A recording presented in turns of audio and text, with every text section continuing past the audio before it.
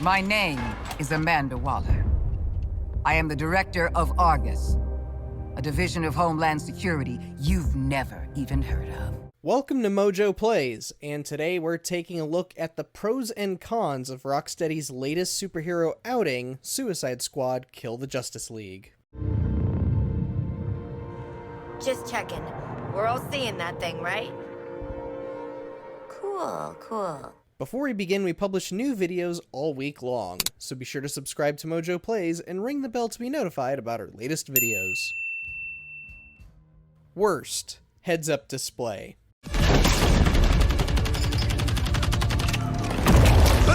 Job done! Credit where credit is due, Rocksteady quickly started working on fixes for this after screenshots emerged a few weeks before launch.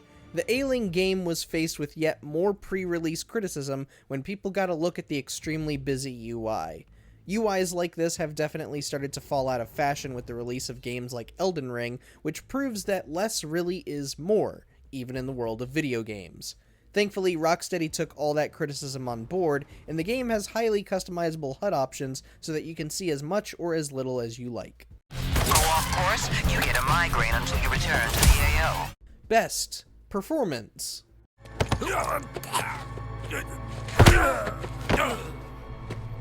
Aw, poor Penguin.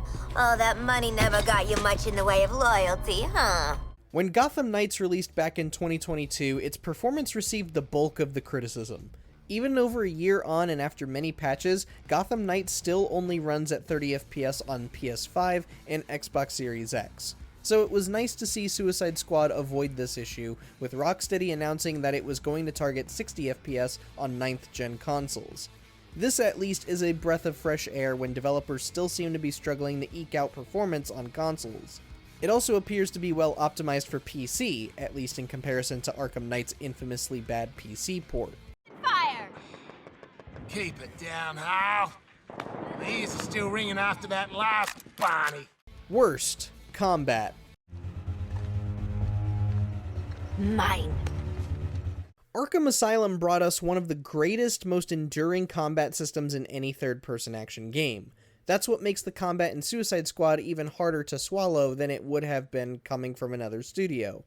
It's bogged down in the RPG-like nonsense we've been seeing in games for years. Despite Gotham Knights also getting a poor reception for having damage modifiers, weapon upgrade systems, and XP, it looks like Warner Bros. Hasn't learned. The fact that a lot of the game is spent taking down swarms of generic Brainiac enemies is also painfully disappointing, as is the lack of variety between the different characters. You're behind enemy lines in occupied Metropolis. Maybe the most dangerous place on Earth. Humanity isn't welcome here. Sounds like Gotham.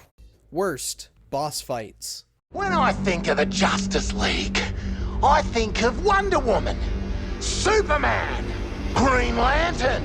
You don't want to mess with that lot. The moment-to-moment combat isn't great, and unfortunately neither are the boss fights. Rocksteady isn't exactly known for its boss fights. Yes, we all loved the Mr. Freeze fight in Arkham City, but when it comes to more traditional boss fights in arenas, they were some of the weakest parts of the Arkham trilogy. All those tank battles, for instance.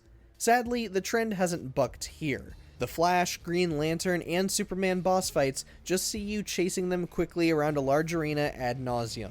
Batman is a little more interesting since we see him use the fear toxin, but it ends up being a fight against a static nightmare Batman in one room. In a game all about killing the Justice League, killing the Justice League isn't all that fun.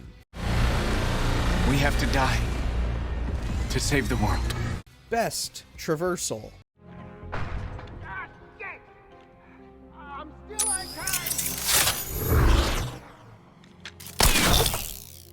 Where Insomniac's Spider-Man games borrowed heavily from Arkham, Suicide Squad is taking a few lessons from the web-slinger in turn.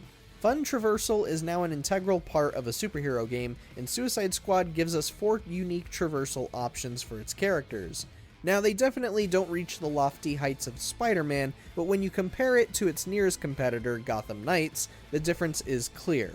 Simply put, you've got a lot of options for how to get around the world, and you don't have to complete long challenges to unlock a character's unique traversal, like you did in Gotham Knights, for example.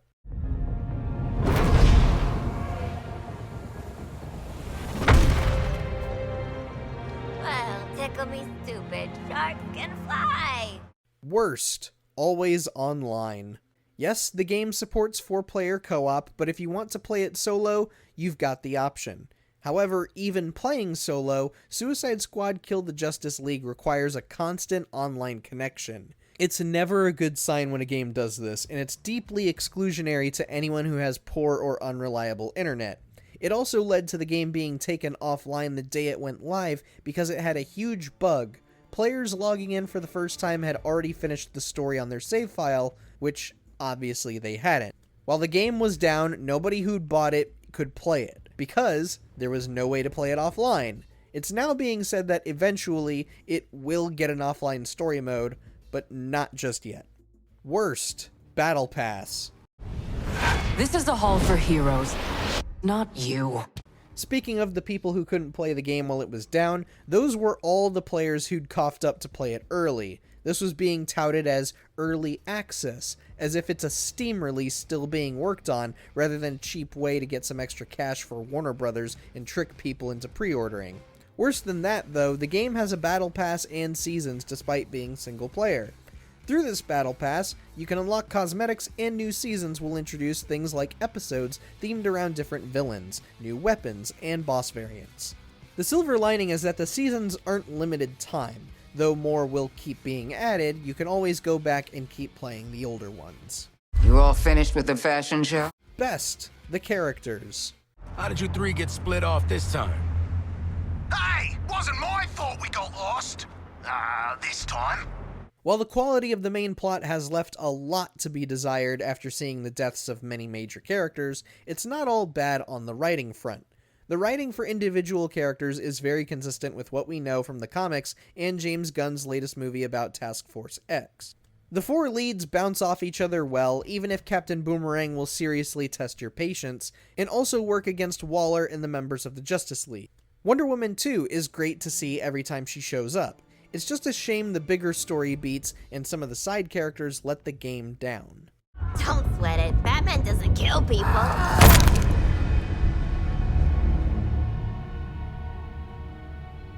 Are you okay? Worst, the extra characters. At least buy me dinner first. Also included in the Battle Pass are at least 4 characters for the first 4 seasons it's going to cover. We know the first character is the Joker, and that the Suicide Squad's romp through the DC multiverse is going to explain how he's able to show up even though he died back in Arkham City. This also explains those boss variants and shows how a season pass can work in a single-player game, as the new content is all explained away as part of the Elseworlds format. But paying for extra characters in a game like this is a tough pill to swallow. It may work for fighting games, but it definitely shouldn't be a thing in an ARPG, even if it is co-op. Locked him up. Oh, making new friends after a move is always tough. Best, Kevin Conroy. Somebody find the back entrance. Best dirty movie I ever saw. Oh, crap! This one is a double-edged sword. On the one hand, the late and great Kevin Conroy gives a phenomenal performance as the Dark Knight. But on the other, a lot of fans are understandably up in arms about how the Caped Crusader meets his end. As well as Batman's death, the Bat family are also killed off screen. But we get to hear Conroy again, and we finally have our answers about Arkham Knight's post-credits scene, where the Batman returns using the fear toxin.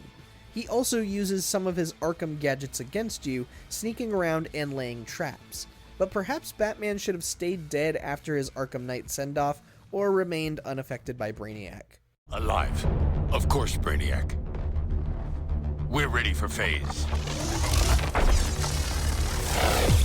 Are you playing Suicide Squad Kill the Justice League? What are you liking or not liking about it? Go get him, Flash!